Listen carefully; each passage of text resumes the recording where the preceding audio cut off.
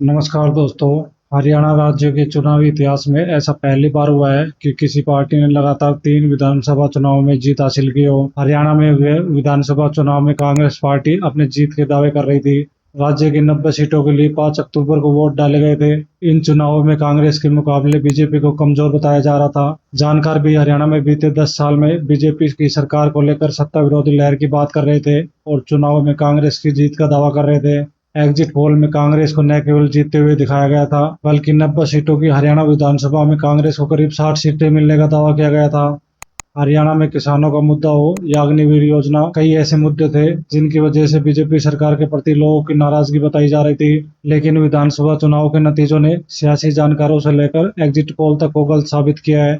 यही नहीं, हरियाणा में अपनी सरकार की वापसी का इंतजार कर रही कांग्रेस को इससे बड़ा झटका लगा है। आखिर वो कौन सी वजह रही है जिसने राज्य में कांग्रेस का खेल बिगाड़ दिया? इन नतीजों के पीछे सबसे बड़ी वजह रही है बीजेपी का माइक्रो मैनेजमेंट। इसे आप ऐसे भी समझ सकते हैं कि हरियाणा में बीजेपी ने गैर जाट वोटों को बड़ी चतुराई से साधा है। इसका असर यह हुआ कि हुड्डा के गढ़ सोनीपत में 5 में से 4 सीटों पर कांग्रेस हार गई। कांग्रेस की हवा ऐसी थी कि हर जगह उनकी जीत नजर आ रही थी, चाहे वो हरियाणा के विशेषज्ञ हो, आम लोग हो या एग्जिट पोल। लेकिन बीजेपी के माइक्रो मैनेजमेंट ने चुनाव के नतीजे बदल दिए। हरियाणा में करीब 22% जाट वोट है, जो काफी वोकल है, यानी खुलकर अपनी बात रखते हैं। गैर जाटों को लगा कि कांग्रेस के जीतने पर भूपेंद्र सिंह हुड्डा ही हरियाणा के मुख्यमंत्री बनेंगे, इसलिए उन्होंने खामोशी से बीजेपी के पक्ष में वोटिंग कर दी। हरियाणा में इस बार के विधानसभा चुनाव में वोटों का बंटवारा जाट और गैर जाट के आधार पर हो गया, जिसका सीधा नुकसान कांग्रेस को हुआ है। गैर जाट और जाट वोटों के बीच समीकरण साधने में बीजेपी कई सीटों पर कामयाब रही। राज्य की कई सीटों पर उसने करीबी मुकाबले में कांग्रेस को मात दी है। इसमें आसंद, दादरी, यमुनानगर, सफीदो, समलखा, गोवाना, राई, फतेहाबाद, तोसाम, मेंढरगढ़ और बरवाना जैसी सीटें शामिल है, जहां कांग्रेस को काफी करीबी अंतर से हार का सामना करना पड़ा है। हरियाणा में कांग्रेस की हार के पीछे पार्टी के अंदर की गुटबाजी भी एक बड़ी वजह मानी जाती है।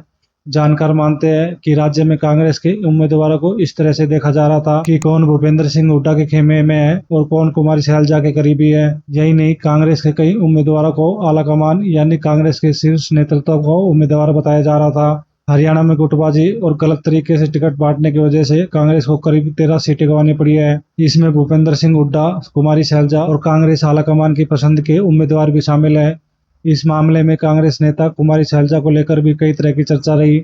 यहाँ तक कहा जाने लगा कि कांग्रेस के कई नेताओं का ध्यान चुनाव से ज्यादा चुनाव जीतने से पहले ही मुख्यमंत्री की कुर्सी पर था। आम आदमी पार्टी के संयोजक अरविंद केजरीवाल ने कहा है कि इन चुनावों का सबसे बड़ा सबक यही है कि अति आत्मविश्वास कभी नहीं करना चाहिए।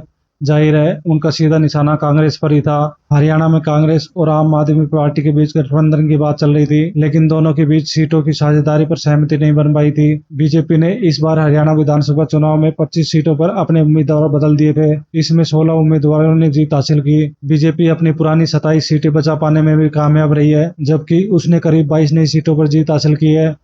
कांग्रेस ने अपने किसी विधायक का टिकट नहीं काटा और उसके आधे उम्मीदवारों की हार भी हो गई। उम्मीदवारों को नहीं बदलना भी कांग्रेस के लिए बड़ा नुकसान साबित हुआ है। जानकारों के मुताबिक 2019 के लोकसभा चुनाव में दलित वोटों का बड़ा हिस्सा कांग्रेस के खाते में गया था, लेकिन मौजूदा विधानसभा चुनाव में यह वोट कांग्रेस से दूर जाता दिखा है। 2019 के लोकसभा चुनाव में मायावती की बीएसपी को हरियाणा में महज 1% के करीब वोट मिले थे। मौजूदा विधानसभा चुनाव में उसने राज्य में अपने वोट प्रतिशत में बढ़ोतरी की है। यही नहीं, पिछले विधानसभा चुनाव के मुकाबले इस बार राज्य में आम आदमी पार्टी ने भी राज्य में अपने वोट बैंक में करीब 1% का इजाफा किया है। मसलन राज्य की आसंद विधानसभा सीट पर गिनती खत्म होने के बाद बीजेपी के उम्मीदवार को कांग्रेस से करीब 2300 ज्यादा वोट मिले हैं, जबकि इस सीट पर बीएसपी को 27,000 से ज्यादा वोट मिले हैं। इसी साल हुए लोकसभा चुनाव में हरियाणा में दलितों ने कांग्रेस को वोट दिया था। कांग्रेस को सोचना चाहिए कि ऐसा क्या हुआ कि 3 महीने में ही दलित वोट उनसे दूर हो गए। दोस्तों, आशा करता हूँ आपको मेरे द्वारा बनाई गई वीडियो पसंद आई होगी। अगर वीडियो पसंद आई हो तो कृपया वीडियो को लाइक और चैनल को सब्सक्राइब कर दीजिए। मिलते हैं ऐसी एक और वीडियो के साथ।